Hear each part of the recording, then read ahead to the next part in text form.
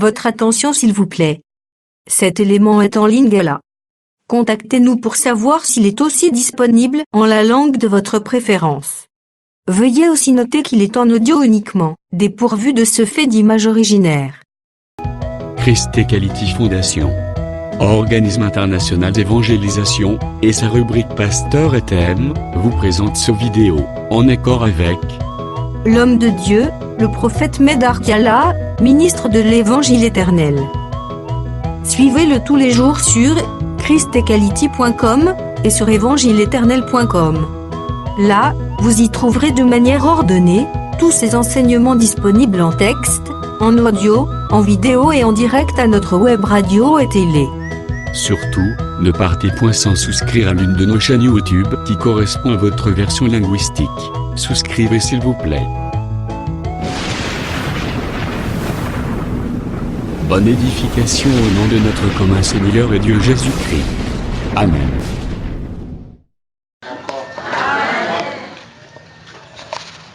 Vraiment tozaka kana na 20 musala uti musala kana butu tosisi ka 6 heures bika kinona kena osalela nzambe po biso zaka na biso bazoba na ye. Amen. Biloko no akosala ndenge nyonso alenge.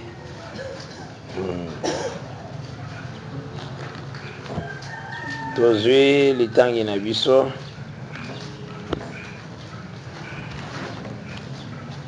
na livre ya toujours place de kotanga na Zacharie chapitre 14 totelemi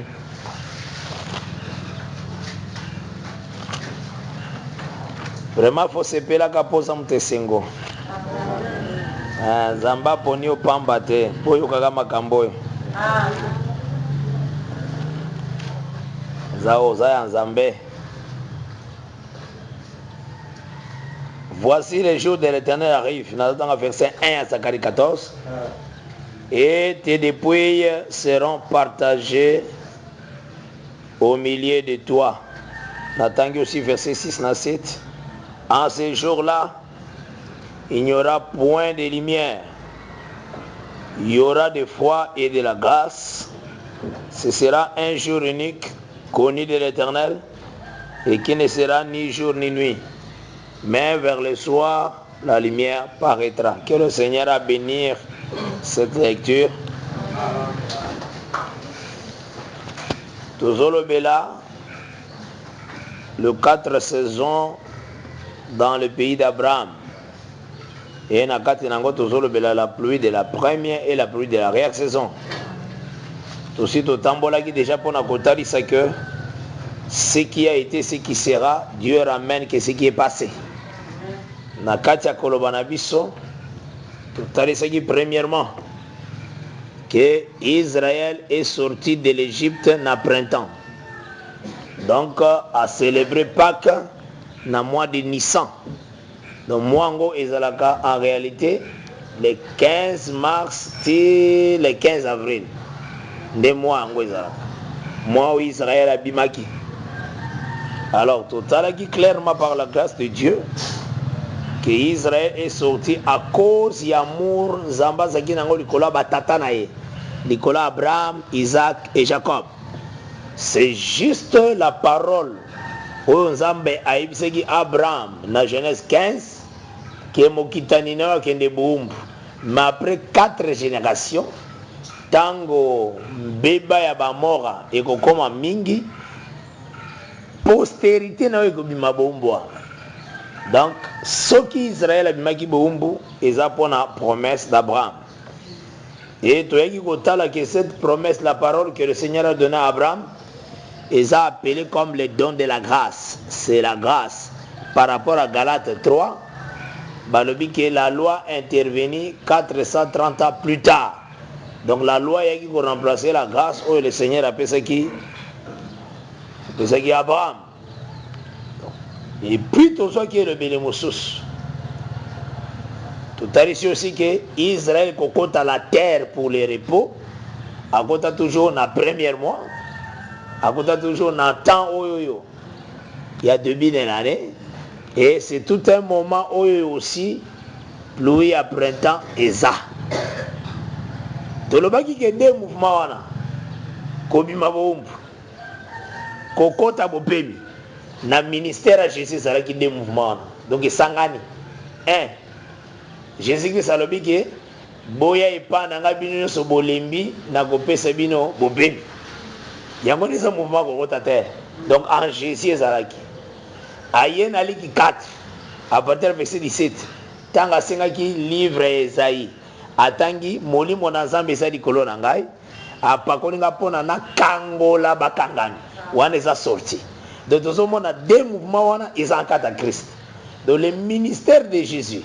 Soki ezosala mosala ekobimisa yo na boumbu. Mais soki ebimisa yo na boumbu ekotika yo mitelengano te. Ekokotisa yo na bopemi. Bopemi wana nde yango nde Paul alobaka. Ce n'est plus moi qui vis. C'est comme ça qu'on peut. Yo en tout cas, vous avez déjà compris. C'est Christ qui vit en moi.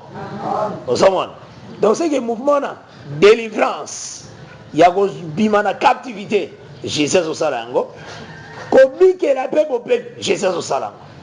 Donc il y a le deux mouvements sortis de l'Égypte. Entré dans la terre promise. Et ça l'a mis dans le même mois.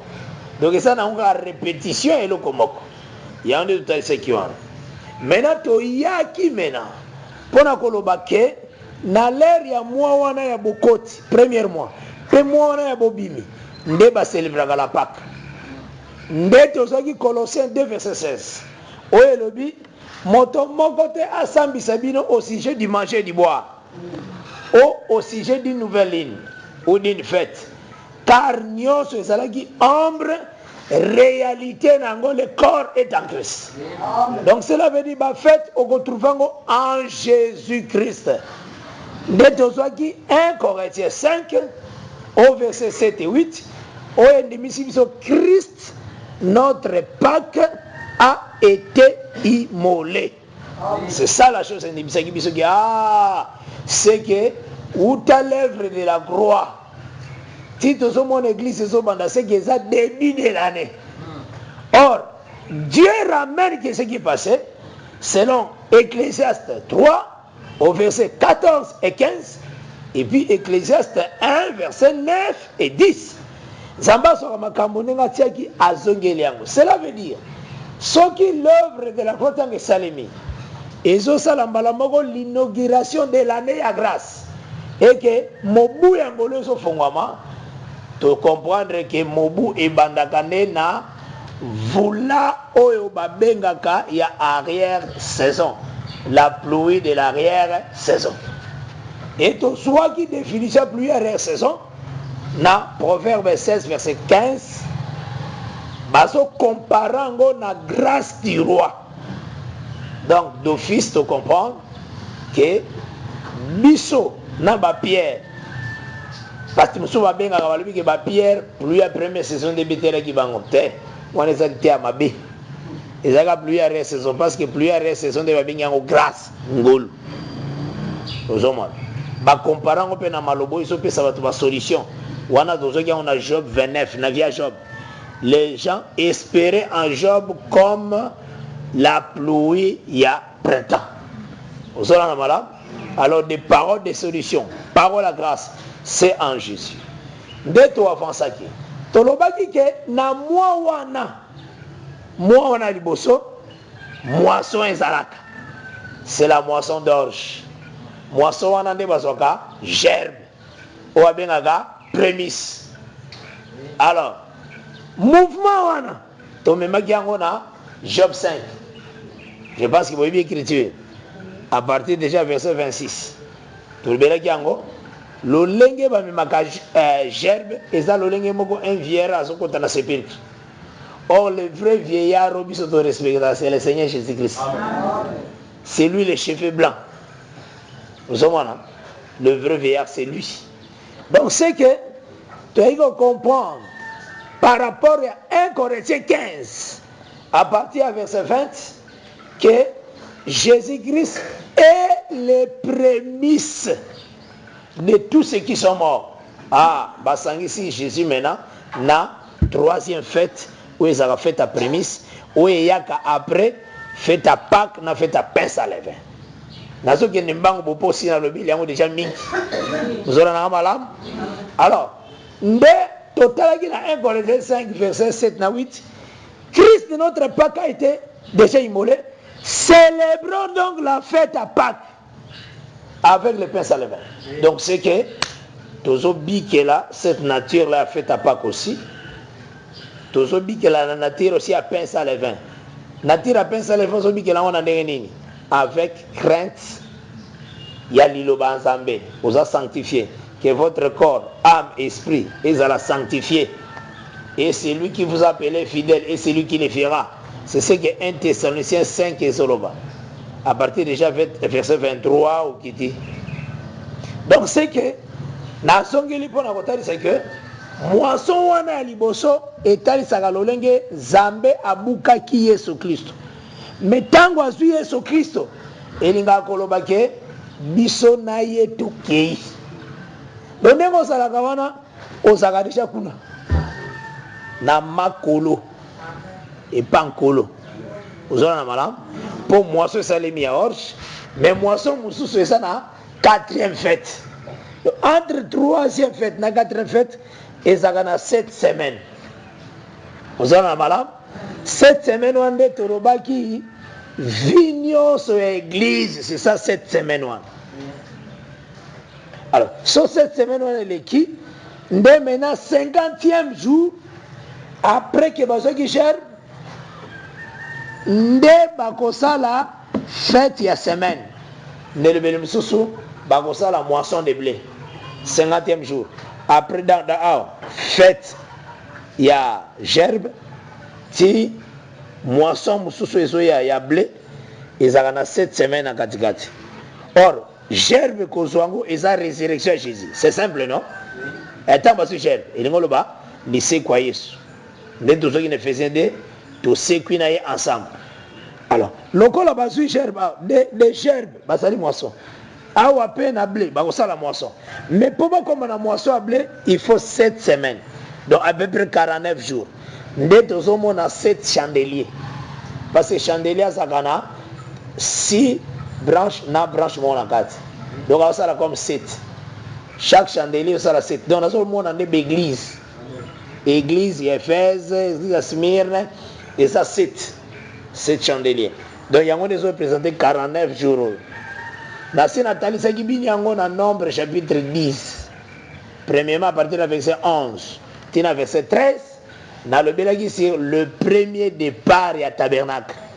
Balobi kobanda batiaki tabernacle balongolaki yango na 20e jour ya 2e mois ya 2e année.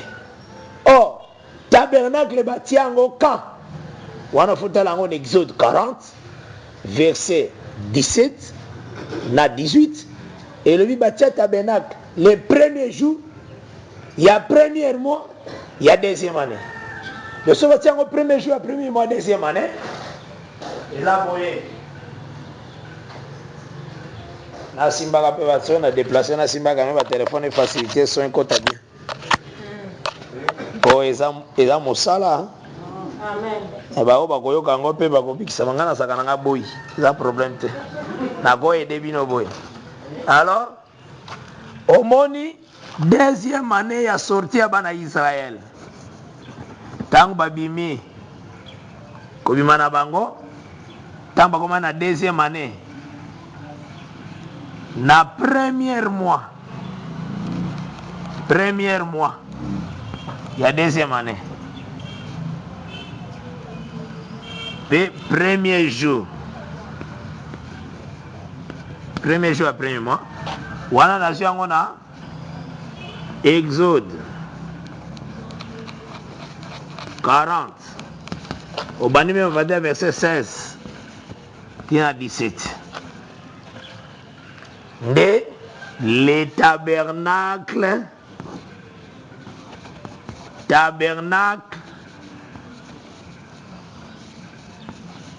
fit dresser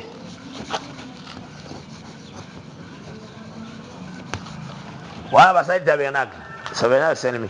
Maintenant nakomi na Nombre Nombre chapitre 10. Nazwi verset 11.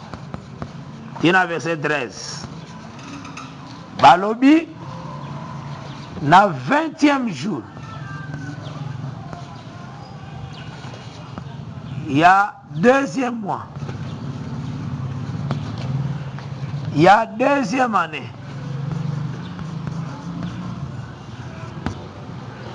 Nde premier départ à tabernacle.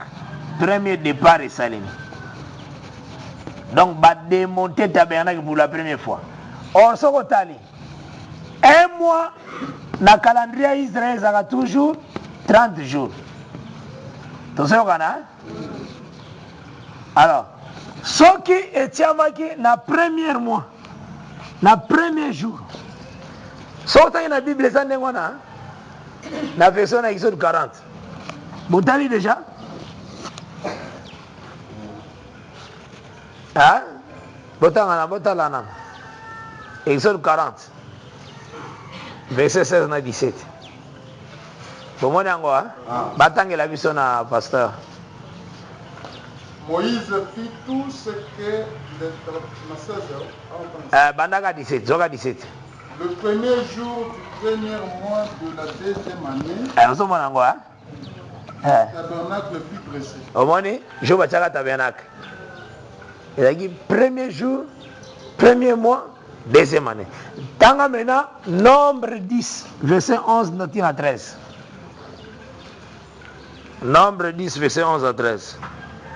Le 20e jour du 2e mois de la 2e année, la nuée se levant de dessus le tabernacle du témoignage. Ok. Et les enfants d'Israël partirent du désert du Sinaï selon l'ordre fixé pour leur marche. La nuée s'arrêtant dans le désert de Pâques. Continue. Il fit ce premier départ. Il y a dit premier départ. Par Moïse. Donc c'est premier fois tabernacle, on a fait bandawokene. Voilà madame. Or, accueilli dans 2e mois, dans 20e jour. Premier mois, premier jour. C'est que, comme dans 2e mois, d'abord à consommer 1 mois tabernacle. Hein? À consommer dans 30 jours. Pour déjà ça dans 2e mois. Mais dans 2e mois, à utiliser 20 jours. Vous avez la madame? Donc, à démonter dans 20e jour. Donc, en réalité, tabernacle est fondé pendant 49 jours.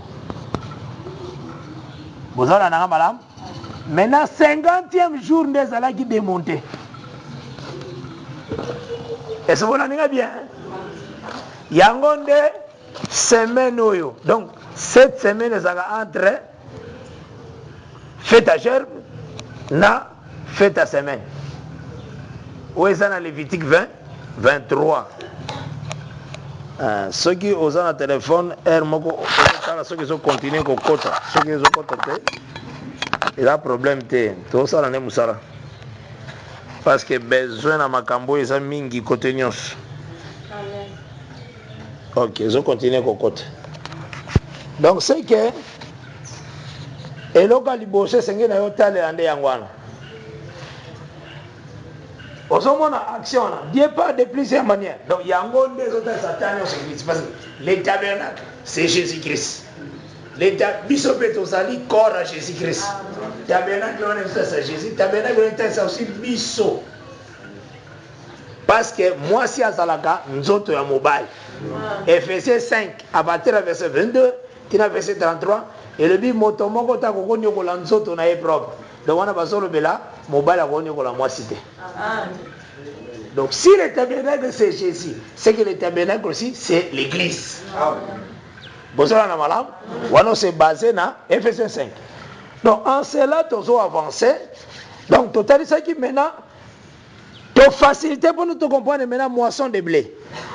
La moisson de blé tozo ya ko remarquer directement dans Matthieu 13, verset 24 à 30, où est ici biso que Nzambe tanga zolo benatina connaître la manabiso à l'obinatina ya blé.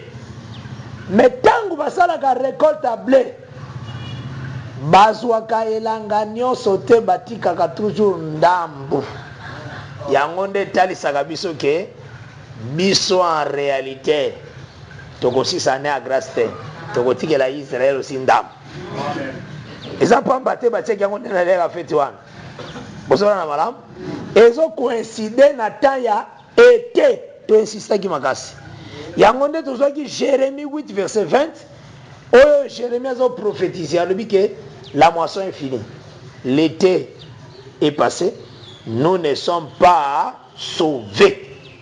Donc attendez ça qui bien sur Israël kobanda nenga nezo bima moisson salemi été sili Israël abika kawana te. Donc kobika Israël ezobanda partir ya automne na printemps. Ça va? Yango na de Bible. Nde yango na zulaki bino mena Jérémie na bani mena kotambola wana. Pona nini natangi Zacharie 14. Natangi Zacharie 14 pona kolinga kotalisa yo surtout eloko moko. Eloko nino juste. Eloko nazolinga kotalisa yo eza ke kobika Israël ezali entre ces deux saisons. Ezali entre saison oyo bazoloba. Hiver, automne na hiver. C'est ça kobika Israël. Donc, awa déjà na go effacer hein. Na go effacer. Donc kobika Israël ezali tolobaki bien que année mobimba eza na 4 saisons. Eza na printemps,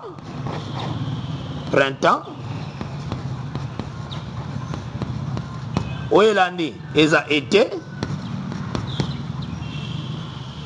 oyelandi eza automne,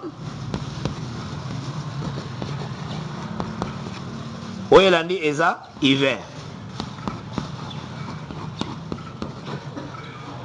Mais déjà na kati année oyo eza année moko. Merci pesa. Na kati année oyo biso église toza na place nini? Toza na place oyo. Tozo été ni wana. Hein? Parce que na kati ya printemps pas ezali. Pain sans levain ezali.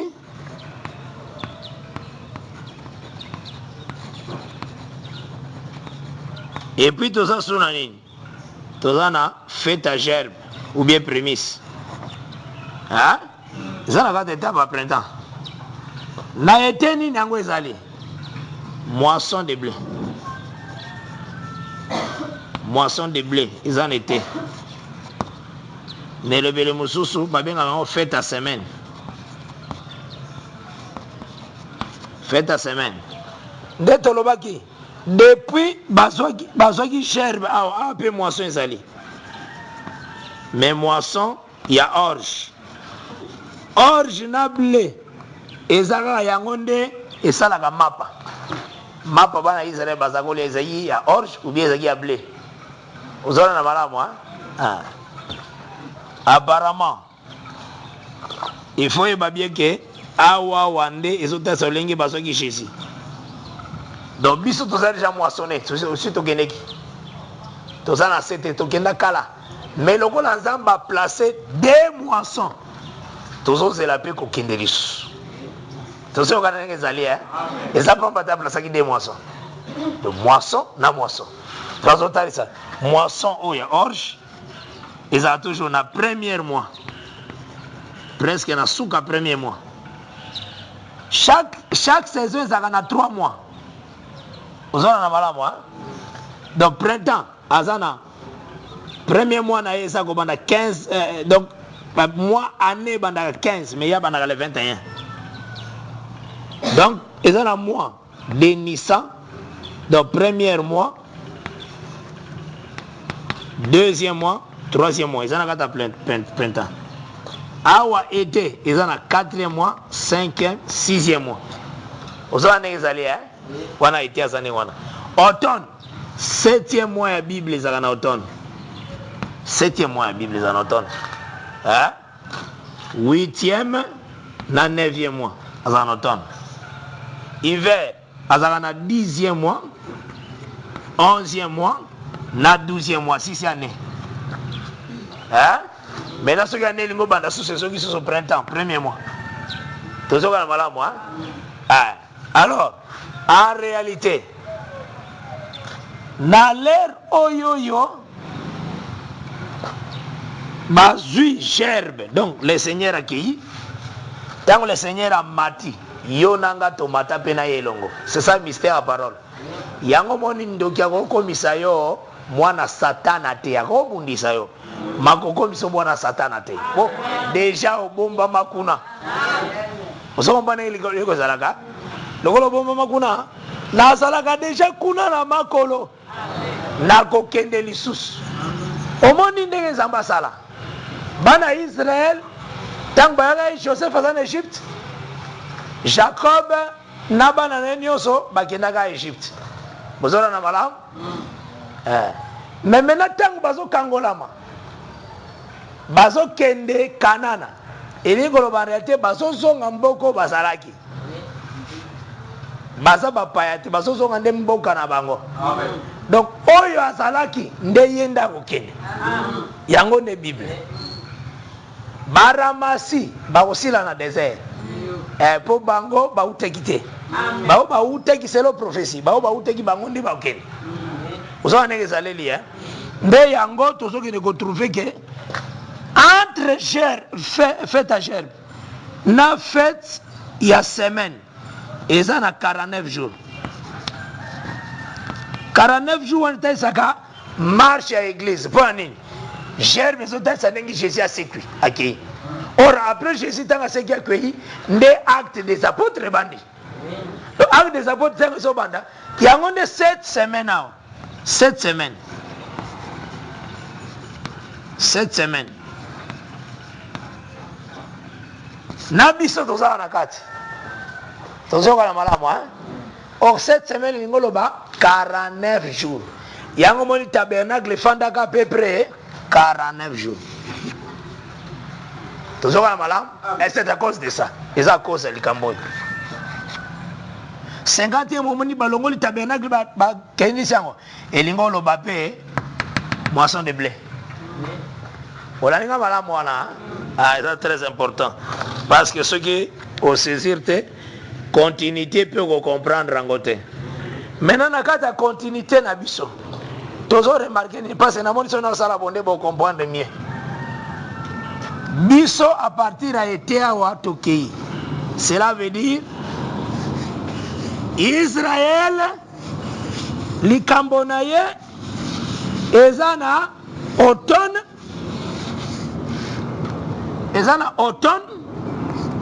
likama Israël kobika na ezana automne na hiver o ezaba automne hiver été physique te sina expliquer bino naturel na spirituel oyo ya physique ezaka po peso idée o comprendre makambo eza spirituel osomona eza lolenge tozomona la pluie ezokita eza la pluie mais ça naturel pluie à solo nde mateya amen osomona pluie à solo nde liloba yango nde pluie spirituelle mais pluie naturelle ezalaka yango moni bible lobi ke l'homme quittera son père et sa mère.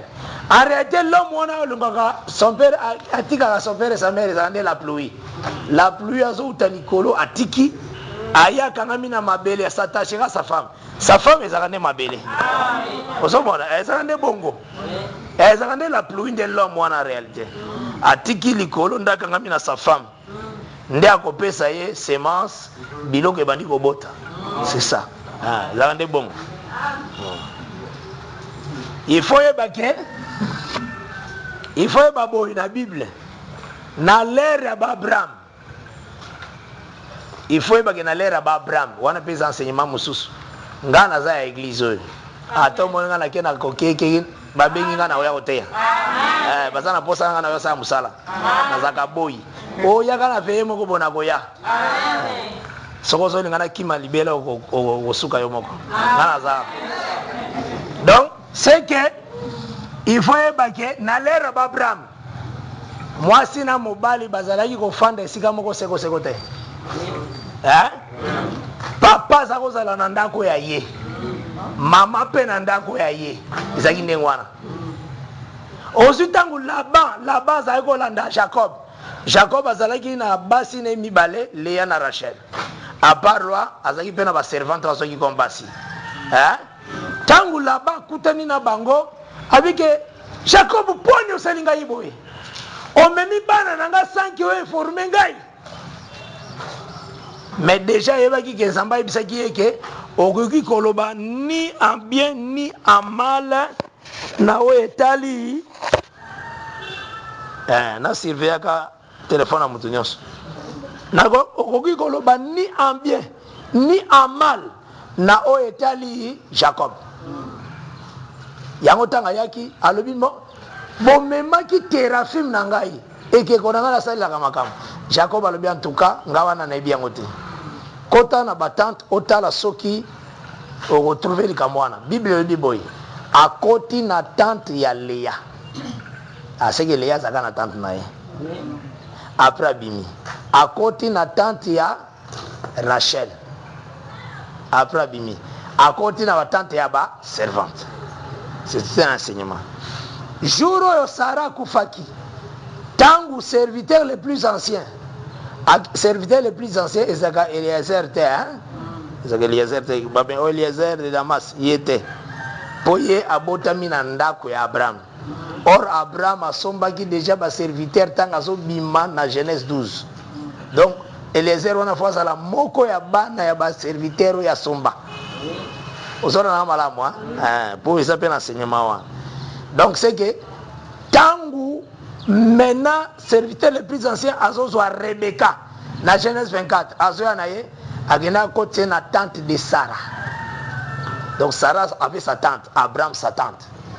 Ozona na malamu et ça très important. Pour nini tout ce temps-là était un exemple pour nous dire que jusque là l'homme n'a pas encore quitté son père et sa mère pour aller demeurer ensemble avec sa femme. C'est la mainante. Et vous savez, Jésus d'ailleurs. Jésus dans cet homme-là, il est dans cette pluie-là.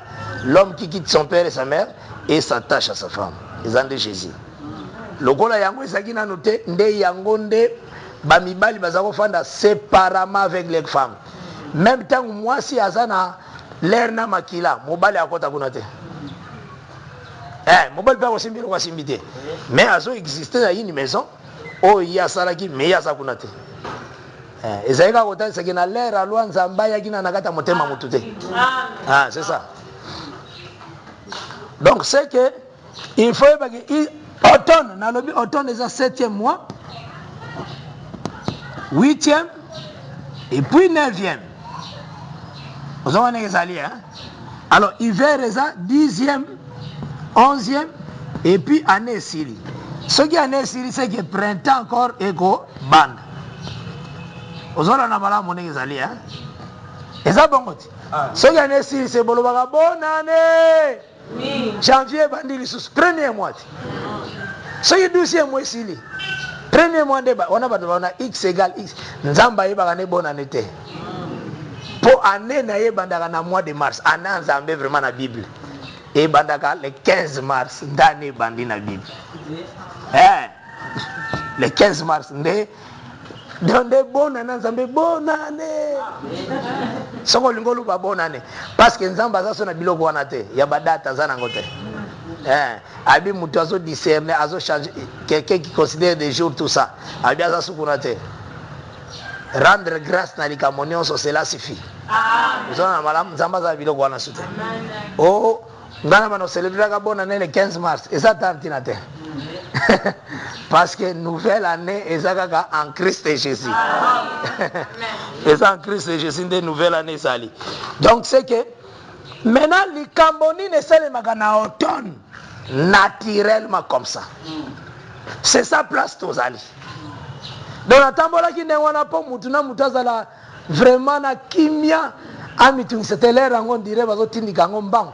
Donc aujourd'hui les gamnes ça les magas on sème les blés, on sème les blés, l'orge Nathan bah on sème blé na orge Ensuite, basalaka pe vendage. Donc kobuka vigne. Nathan. Tozokana. Awa pe basemaka continuité à semer continuaka. On sème toujours.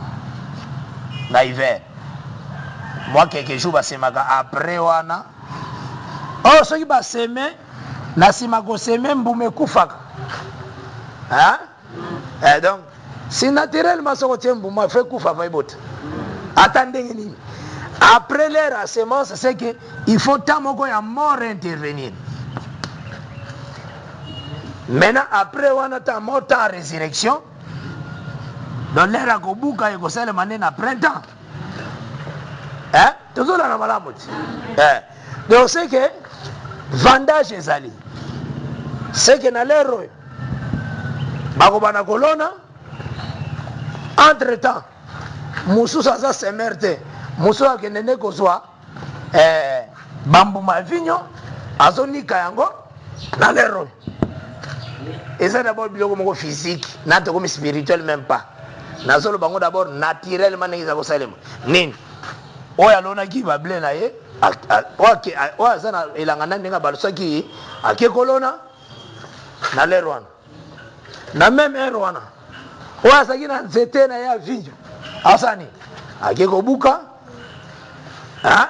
Soma buka sani. Il faut nika ba raisin na yohan. Abimisa vigne. Toujours na l'air ya automne. Ozomon. Na l'air automne. Mais tango kolona oyo mena spirituellement. Le Seigneur solo bango na ministère ya Jérémie. Vous avez un magambo ezali, hein? Parce que dans le ministère à Jérémie, dans le ministère à Jérémie, le Seigneur a dit que natindi yo po picola, au déraciné, mais on peut planter les souches. Ko picola et ça le lingue Israël a tigagi la terre à Kena Babylone. Or mouvement Israël ko tiga mabele ko Kena Babylone et ça lui peine aller à Jésus. Spirituellement maintenant. La terre est la terre d'Abraham. Or ma belé à solo Abraham. Ils sont les fils de la promesse. Vous savez la madame? Ma belé à solo Abraham. Ils sont de Jésus et Moko. La personne de Jésus. La parole. C'est ça ma belé à Abraham. Solo bi fanda na kata Abraham. Et l'ingolo ba fanda na kata ya parole. Maintenant ceux qui balobi ke ba pikola ki bango na ma belé na bango. Donc l'ingolo ba ke ba bimisi bango liboso ya parole. Yango Jésus le baki na Matthieu 21 verset 43 à 44, c'est pourquoi le royaume vous sera enlevé. Royaume eza mabele mo bibaso boto la bango. Tozo kwa malamu hein. Wana neza Jérémie azoko kisama na kata Jésus. Wana nde Jésus ça comme véritable Jérémie. Comment azo longola Israël na mabele. Est-ce que vous avez que Samson énigme pesaki biloko ya lagaki bato azalaki nango te? Hein? Alobaki ke oyo koexplike énigme nakopesa ye elamba. Hein? Elamba wana ezalaki na nzoto bato mosusu akendaki nde koboma bango mpe aboteli bango bilamba oyebi ke ezalaka ndenge wana? Ezalaki ndenge wana ko? Apesi énigme mais eloko wana ezalaki epa na ye te. Ntango apesi énigme mazomona elamba moko eza na nzoto bato moko akobotola bango ngo mpo alatango bato mosusu. Ntango interprétation ekoya c'est ça. Ntango énigme eza ta nyonso alwa mais na kati énigme wana azokana bato moko baza na elamba kobotola bango mpo apesa bato mosusu oyo bakozwa explication. Eza bongo tanga jishe komona tango asi a expliqué nda akei kocréer trouble pa bafilistin abotoli bango bilamba nda yo pesa côté oyo énigme ezaki expliqué. Ozona madame, c'est ce que Jésus a salaki alobi nazoyebisa bino ke le royaume ekolongwa epa na bino. Yango eloko wana mpe esalemaki na de basi baprostitue na ndako moko bazaki ensemble na l'ère reine Salomon. Ozona na malamu. Donc ezana makambo ebele wana. Moko azalaki na mwana, mais mwana wana za éternel. Po mwana wana tikali kokufa te, ma déplaça. Donc auta na mama oyo, ake na mama oyo, azoki na mama oyo, akufa te. Faites attention. Wana akufa te. Mais mwana musu azaki na lisolo wana akufaka. Deux sortes bana bazawana. Et autant ça des royaumes. Royaume moko eza éternel. Royaume moko eza passager. Eza ba royaume. Ba énigme on eza ba royaume. Maintenant royaume bazuba avant balongola royaume na Israël. Il faut nzamba pesa Israël pongi po azaki kenge makasi. Yo iba Israël parole. Lobo il faut ala lise pongi. Yango nzamba la ka ko banda kala kina ko pesa sommeil. Donc alingo sala likambo sala ki epa ya debasi oyo bazaki na l'ère ya Salomon. Ndala ki Israël ke ateli Israël piège na table. Et que Israël elle on est comme la Israël akola la pongi. Mama wana tamba boto la ke mwana tikale kola mukate. Kola mukane yakanga na tongo. Na butuboy. Poto za l'ère nuit. La nuit est avancée, les jours approchent. La l'ère à Boutoubo, Israël a la mukate. La mukate, maman wana la mukate. Maman baboto la mwana. Atika la kola. Kaka na tongonda se retrouvaki ke oya azana azasikona mwana ya akufa. Mais era Boutoubo. Azane na idée te kazana mwana kufa. Zokola kake yenda sa royaume. Yenda sa na parole asolo. Yango asolo ba Jésus asolo bao. Na munoka Paul. Azotali Saboy. Dans Romains 11. Qui croit donc? À partir du verset 7. Ce qu'Israël cherche, il ne l'a pas obtenu. Mais les élus l'ont obtenu. Tandis que les autres ont été endurcis. Oh, nous avons expliqué le lingue baboto la Israël m'a belé. C'est ça. Koboto m'a belé l'inkoloba. Ma picoli na mabele na ministère à Jérémie Zalaki, j'étais envoyé déraciné. Et service au nom de Salango za Jésus. Yenda picola Israël na mabele appeler la parole. Nda zui mabele wana akabeli biso. Biso banani. Moi si o azana Apocalypse 12 verset 1. Yango moni moi si wana na makolona azana la ligne. La ligne lingo tali sa terre. Atie makolo likolo a ligne. Mabele wana nde yango nde Israël abungisa mwasi nda azalango lelo. Mais kuna ba présentango forme la ligne parce que Bible lobaka esika matambe na yo etiami et yango nde pesa melio. Donc ligne wana c'est comme un don qu'on a donné à la femme. Or ce qu'on a donné à la femme c'est la terre. Parce que ligne atali saka aussi femme atali saka terre aussi. Vous savez na malam? Pour mutu mso ko za la confusion kasi. Mais l'île il faut ça biso te wana za terme biso te l'île c'est comme la ville que Israël a perdue parce que la ville c'est une femme aussi. L'église aussi c'est une femme, mais la ville c'est une femme aussi. La terre c'est une femme. La parole est comparable à une terre, l'église aussi c'est une terre. Mais ça n'a pas facette na yango. Vous savez na mala? Nazo continuer dans Romains 11. Selon qu'il est écrit dans verset 8, Dieu leur a donné un esprit d'assoupissement. Zamba pesi bango molima ko nima nima. Po ba yiba bango mwana bien. Tozokana. Des yeux pour ne point voir et des oreilles pour ne point entendre. Jusqu'à ce jour. Et David dit que leur table soit pour eux un piège, un filet, une occasion de chute et une rétribution. Osoma, c'est que Israël a kolala nde bayibi mwana. Kolala wana c'est l'incrédulité. Kolala était ça aussi incrédulité. Yango tango so yebisa mutandi ma balobaka réveille-toi frère. Lamuka frère nangai. Comment ola liboye frère? Lamuka songela makamwa nzambe. Cela veut dire l'on incrédulité. Osera na malamu. Maintenant Zamba pesa Israël pongi. Elingoloba asalaki azala incrédule. Pour mwana ayiba mabien. Amen. Pour le loyo sana mwana. Osana na mwana mwa. Osi mwana pour Nzambe asalaki Israël ala. Yango vraiment na lobaka ke mutu msalo biki Là, Israël, maintenant, Mikamo et Belebo, ils avaient ça. Keba. On a souhaité aller Rwanda. Na wewe crucifié Jésus okosi. Okosi. Ezake eloko zamba bongisi ekokisa makaka. Nzamba talaka Simon Pierre. Arabi Simon. Avant que le coq ait chanté 2 fois, toi, tu vas me renier 3 fois. Vous savez, madame? Place où soit le biboui. Avant que le coq chante, on va renier la 3 fois. Et ça a 2 facettes. Faites attention.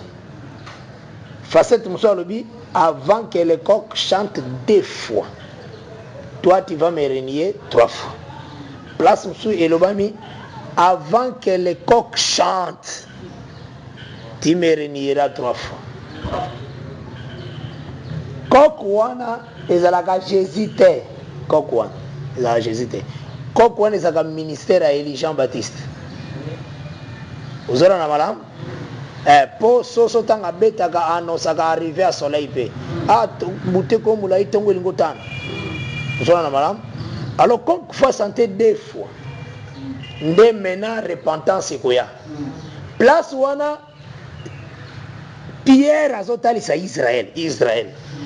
Ils ont Pierre. Mais Pété nous a Israël. Israël, Tanio sur la loi, les psaumes et les prophètes, andimate. Cela veut dire il a renié 3 fois. Tu vois hein? Maintenant, il a renié 3 fois. Abimi incrédule. Quand il est chanté. Donc, Jean-Baptiste Sassari Moussala. Vous avez un malin? Mais après, le Seigneur annonce encore Jean-Baptiste Moussa Koya dans Apocalypse 11. Donc, esprit a lié Goya Soussou. Wana le coq chantera maintenant 2 fois. Dans l'ère Rwanda Gozala, Pierre a kotala maintenant il Jésus à l'Élie. Donc, Israël va se repentir dans l'ère des témoins. Yango Anande. Vous avez un malin? Maintenant, Wana, c'est que Israël a un crédit, c'est la 2e chant coq. 2e chant coq et kobetama na ministère ya Élie na police 11. Ah, ndetang 2e chant coq et kobetama, Pierre va se souvenir de l'enseignement. Donc Israël na 2e chant coq a se souvenir de l'enseignement. Souviens-toi, c'est Malachie 4. A se souvenir de l'enseignement. Dès maintenant, à côté de Jésus, à l'Élie, à se repentir. Mais place où avant que le coq ne chante, tu me renieras 3 fois. Wana esaboui que 3 fois reniement yangoyo vraiment. Coq c'est qu'à chanter comme balamoko. Ne bière à komona Jésus à l'Élie. Wana ezotalisa eteni ya Israël o esekele ndima tangu Jésus yaki. Et ça n'a d'évité. Eteni muso Israël est renié pendant 3 fois. Mais tangu Jean-Baptiste est endimi nango. Et ça ba Pierre, ba Jean, ba Jacques, banan bango balandi Jésus. Donc bango bazali ba oyo avant que ne coq chante au renienga déjà 3 fois. Donc il y a bango tangu ka coq a chanté reniement ici ba moni Jésus va se repentir. Wana eza ba Pierre batade na bato nyonso ba juif nyonso bandimaki na acte de ba côté d'église. Donc bango ezaki chant coq une seule fois. Bolanga malam mais ba misusu batikali comme incrédule. Bango c'est la 2e chant coq ya police 11 nde maintenant ba komona la face du Messie. Est-ce toujours na malam? Donc na kati nango na tali siyo kaka d'abord que ministère pona kende ko clôturer. Nake no clôturer po ba makambo yo. Ba jo msuto bwana soka butu bo pika. Amen. Ngai butu soki toye kolala wa koya na moustiquaire na yote koya soki ne ponche na yote. Tika nango na tokolala biso nyoso na ba bitoko na se. Nana baba. Po foyo ka pasi pola la bien te to sambela. tolala bien mpo sikolali bien importance no ya koyeza nini yo ozwi ndako nyonso oye nango awa na musa osalaka nango wana okangi vraiment oyo osala sacrifice nini mo sacrifice ozoyeba yango ata te na bible ezalaki moto atiki roi atiki mbeto na kiti na se roi tala na sorte mbeto akozala nango makiti na se azwi su sak amilati azwi su putulu apakoli frère komi kiti sa ena nzambe azoyebi soki yaka tosambela tala na musa monene oye nango vraiment tikala noka na ndako tikala na ndako ozwi verset 10 verset 10 il y a Jérémie 1 regarde je t'ai établi aujourd'hui sur les nations et sur les royaumes omoni azalaki prophète des nations azalaki kotesaka Jésus prophète des nations eza frère moko te boyo eza prophète des nations nayokaka na Kinshasa na o te o ngai Denis Lesi prophète des nations te c'est un bon frère faut l'aimer c'est un bon c'est vraiment un bon frère mais azane na ignorance il faut prier ka pona bandeko to soza ignorant soki ngolo nzambe esungi bango bacomprendre mutaka asake soki azwi kombo pa komi yango yaka ndenge wana te ombengi yo moko olobi ke naza l'homme langue de feu rock omipesi bakombo ebelebele mais eza te yango nde elingi oloba oza oyo nzambe alobi oza eza ndenge wana te bakombo eza ntina ta te lingaka otunaka nzambe abongisi yo na nini tazobenga yo ndenge nini soki nzambe alobi ke oza pauvre te ata omoni olataka liputa moko chaque jour kotikalaka koloba te koza pauvre kotikalaka koloba te ata olobi oza mobula nakoyebi soki naza riche opona olobi kashi mpo nzambe ayebisinga naza riche nasukeli wana mpo ye alobi nalali nzala nzambe biloko kolia te nzambe alobi sois heureux tu es béni nazolobaka je suis béni ntango tata alobi boliaki te boza na pasi nabi te naza na esengo mponi nzambe alobi ke naza na esengo makambo ya nzambe ezalaka folie mpo na monde ezalaka folie ozomona oyo nzambe asalaka ezalaka toujours contraire remarke na Eden Adam se retrouve kasa bolumbu ntango nzambe aluki Adam weti mbala moko alobi seigneur nayoki mongongo no nde nakimaki na bombani mpo naza bolumbu likambo ya nzambe eloko nyonso koloba ezala euti epa na ye lokola soki yango epa mutu mosusu nzambe aboyi ayebisi qui t'a appris que tieni pongana na yebisi te que tieni depuis na sololaka no Adam na yebisi te que tieni mais pourtant Adam eteni lokola nana alobi te azomona epe ni te mais ntango Adam comprendre kazani alobi ke je suis ni nzambe apose la question qui t'a appris obo nzambe ni azalaka alingaka oyekola epa na ata oza bolumbu lokola ye nana alobi ke oza bolumbu te lobaka naza kolata Adam fala lobaka naza kolata nalata ntango alobaki naza bolumbu nzambe alobi nani ayekusi yo mpo engana nayebisi yo te koza bolumbu omonaka moto mosusu ndenge asa wana lokola azomona bandeko nde pafala liboto bazobala te ye pa tie esprit ke akobalaka te donc efandi vraiment na kati na ye nde nayebisi yo oyo lokola bamosusu bazokota mabala asaki bafuta mbongo ye mpe deja ndenge azokose prépare ke akokotaka mpe libala asangi bafuta mbongo azose prépare vraiment nzambe nayebisi yo yo oza mutu mosusu yo so bimi na malédiction ya bato nyonso parce que Christ a été maudit pour toi okozala wana te ozalaka kolenga lokola moto ya mokili non nasukisa kaka mpo makambo koloba eza nde mingi. Que vois-tu, Jérémie? J'ai répondu, je vois une branche d'amandier. Regarde, verset 10. Je t'établis aujourd'hui sur les nations et sur les royaumes pour que tu arraches et que puis abattre. Ouais, nous sommes expliqués en c'est le ministère à Jésus, à Picoli Israël, na mabele. Où est sa parole? Abimisi li banda parole. Pour que tu ruines et que tu détruises. Et c'est que le komoko. Denga tindaki Titus ayako panza Israël. À quoi ça temple, tout ça. C'était toujours le ministère de Jérémie.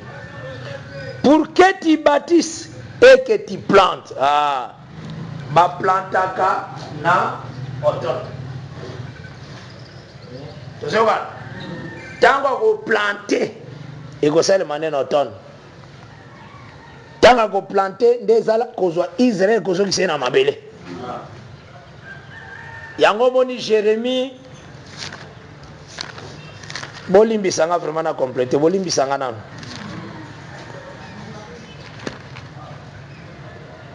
Yango moni Jérémie 31 le bi. Jérémie 31. Voici 27. Verset 27 à 28. Voici les jours viennent, dit l'Éternel, où j'ensemencerai la maison d'Israël et la maison de Juda d'une semence d'hommes et d'une semence de bêtes. Et comme j'ai veillé sur eux pour arracher, abattre, détruire, ruiner et faire du mal, ainsi je veillerai sur eux pour bâtir et pour planter, dit l'Éternel. Donc c'est une étape, il y a qu'on planter. Mais une étape, on a qu'on planter de Amos 9 à Zolo Belayango, quand Israël a rétabli, et ça, le rôle en Zambie a planté. Amen. Vous savez, madame Negezali, hein? Bon, mais manga na motema po makambo ina lingageza la complet. Amos 9. Nazo verset 13. Tina verset 15. Voici les jours viennent, dit l'Éternel, où les laboureurs suivra de près les moissonneurs. Nana koti yango na profondeur te mais sina lobela yango déjà wana. Ta nazo lobela bandage, nazo lobela semai. Oyo les laboureurs aza tango zo terme laboureur c'est la zo ba mabele hein labourer c'est que azo ba la mabele potia molona bagozala de près na moissonneur. Yana lobiki c'est le même temps. Oyo azo ba la mabele o tia ba kuma oyo aza na nzete na yazo buka. Na go expliquer ko buka no so wana na suite data. Pour faire sambela pona batu daebi. Et celui qui foule les raisins, celui qui répand la semence. Donc, on a foulé les raisins. Donc, on a ni kayango. On a plus près. On a sopa bamboma.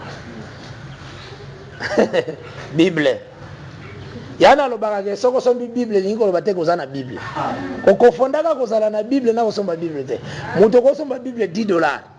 Mais il est comme la parole de Dieu. Amen. Il faut y bisaka mingi bata groupe de prière. Amen. Agoso batala ba version belle tende pesa ka boye bia zambe. Amen. Mona mutu tala ba encyclopédie tala ba version. Moko mono luki mutu na e vide. Amen. La ngolu. Amen. Soki zamba lingi. Et les murs ruissellera des montagnes et coulera de toutes collines. Oh non, c'est au Colombélango na Kimia. Et vous allez avoir jour monsieur de provoquer rencontre na biso na butu mobimba. Bo se préparaka. Mais quoi na na moustiquerte. Faut souffrir pour na Jésus. Faut souffrir. Je ramènerai les captifs de mon peuple d'Israël. Osomon. Tanga solo balika mwana ko planter. Na ke babuka ndalo biki les rwanda ba captifs à Israël ba kozonga. Je ramènerai les captifs de mon peuple d'Israël. Ils rebâtiront les villes dévastées et ils habiteront. Oh, nous te expliquons ce n'est pas ça. Mais ça, c'est une explication. Ils planteront des vignes et en boiront le vin. Ils établiront des jardins et en mangeront les fruits. Je les planterai dans leur pays. Nathan. Et Dieu va faire le service de planter. Et ils ne seront plus arrachés. Amen. On se sentit maintenant plantation, on s'en soit racheté. Du pays que je leur ai donné, dit l'Éternel des armées. Et là, on a des coquisamité. Même dans l'ère à Jésus, Jésus a eu ça sous ministère, il y a quoi arracher. Donc, Esaïe est là que bon, mina tant dernier. Vous savez, madame?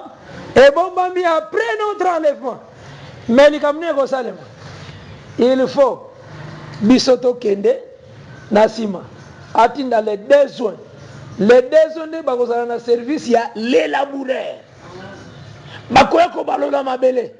Cela veut dire bakolongola bamabanga nous se sont empêchés kolona donc wana bakote à Israël les crédibilité ko kende ba on est ba l'élaboureur. Mais quand l'élaboureur fera le service et va suivre de près na o azobuka la vendage. La vendage, les anges et l'Éternel ont détruit la terre. Parce que la terre sera comme la vigne. Ah, Makambo, vraiment. Où est-ce que Bokoko na biso? Bokoko. Ah. Nakutana motei moka boy côté ya po instrument zalaki te. Ngana comprendre que nano abongo lipe motema te. Yo na lobi te que nana ko motei te. Na lobi nana abongo li motema te. Aboyo te ya po église zaki na ben instrument ya bien te. Ya kasi balobaki aller faire de toutes les nations des disciples. Tant qu'on comme en ville, quand il trouvera les lieux où il y a de bons instruments, restez là et prêchez la bonne nouvelle. Akoluka ka verset wana tia aussi sa Bible ko zalaka te. Akoluka ka verset wana yo zalaka te. Balobi là où tu trouveras l'enfant de paix. Amen. Problème tout ça non ga mitema 1.3. Ce qui mitema ça on pona ko yo ka to côté. Ce que lui wana. Yango soko toujours Apocalypse 14. Nazo pesa ka écriture poto kolobela ngona ngolu na sambe. Verset 18. Un autre ange qui avait autorité sur le feu. Nazo verset 18 hein. Il y a Apocalypse 14. Sorti de l'autel, nous sommes expliquer on a mawanzambe. Et s'adressa d'une voix forte à celui qui avait la faucille tranchante, disant, lance ta faucille tranchante et vendage les grappes de la vigne de la terre. Car les raisins de la terre sont mûrs. Donc, oyo, aza, on doit vendager, ce sont des anges. Mais il y a les laboureurs, les abattunassés, ils travaillent au même moment. Vous avez un mal moi. Donc, nous sommes beaucoup de gens qui ont fait nos paroles. Ah, mais ma belle comme tout un arbre. Ma belle est comme un arbre. Mais comme ma belle est tout un arbre, les seigneurs ont bouka ma belle. Kobuka on les a poignés kolango, c'est ça kobuka. Kobuka on les a konyo kola. Mais konyo kola ce seront des anges ne ba ko sa misala wana. Mais ba ko travailler de près avec les laboureurs. Ba laboureurs ba ko ba sa mabele na c'est les besoins. Ba on est ensemble avec Israël. Ba non c'est la parole. Pour passer la service yako semer. Mais service yako vendager pesa na même moment. Vous savez madame, il y a un moment de vendage ça na tawa. Est-ce possible quand même madame? On a pesi kaka na précipitango pona kolobelango nango na zambe dimanche yango foko yaka na ba rencontre boye. Na kama ka mutazo renter rencontre ya parole. Eloko nini ya mutu ya wake? Eloko nini ya mutu ya o alandi o etindi yeke amona na te. Na te nanga peta mingi te 1 heure du temps Natalia ça 1 heure du temps. Ya 1 heure du temps. Oyalo ba ah frère umeli mingi te na sali 1 heure du temps. Kutu makambo sana ne bele mena kangiango na no kaka. Pona ibiki okozwa kango. Tokitimi tuna. Merci d'avoir suivi ce message et que Jésus-Christ vous bénisse. Si vous avez une question à l'intention de l'homme de Dieu, si vous voulez que l'homme de Dieu prie pour vous, si vous voulez vous confier à l'homme de Dieu, ou si vous voulez tout simplement bénir l'homme de Dieu, contactez-le directement si ses coordonnées sont disponibles depuis sa page. Sinon, contactez-nous et nous lui transmettrons vos préoccupations. N'oubliez pas de faire un tour à notre page évangélisation pour voir en quoi vous pouvez vous rendre utile à Christ par cette œuvre. Que Dieu vous bénisse tous. Amen. ChristQuality.com. Les cieux en un clic de la souris. Évangile-éternel.com, le site de l'Évangile éternel. Christ et Quality Fondation, équilibrer la manne ramassée dans le désert de sorte que chacun ait un maire.